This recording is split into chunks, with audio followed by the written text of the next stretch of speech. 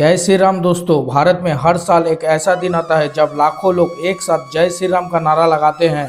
मंदिरों में भक्तों की भीड़, सड़कों पर शोभा यात्रा, कीर्तन और चारों तरफ आनंद और भक्ति का एक अलग ही माहौल होता है।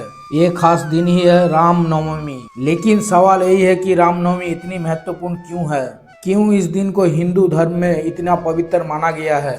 आज के इस वीडियो में हम जानेंगे रामनवमी का इतिहास, इनकी असल महिमा और क्यों करोड़ों लोग इस दिन को इतनी श्रद्धा से मनाते हैं। हजारों साल पहले अयोध्या की नगरी में राज करते थे राजा दशरथ। उनकी 3 रानियां थी, लेकिन बहुत समय तक उनकी कोई भी संतान नहीं थी। इसीलिए राजा बहुत ही दुखी रहते थे। तब राजगुरु ऋषि वशिष्ठ के सलाह पर राजा दशरथ ने एक विशेष यज्ञ किया ताकि उन्हें संतान लाभ का आशीर्वाद मिल सके। इस यज्ञ के बाद राजा दशरथ के घर में 4 पुत्रों का जन्म हुआ, राम, लक्ष्मण, भरत और शत्रुघ्न। रानी कौशल्या के पुत्र थे भगवान श्री राम, रानी कैकेयी के पुत्र थे भरत और रानी सुमित्रा के 2 पुत्र थे, लक्ष्मण और शत्रुघ्न। इसमें ज्येष्ठ अर्थात सबसे बड़े पुत्र थे भगवान श्री राम।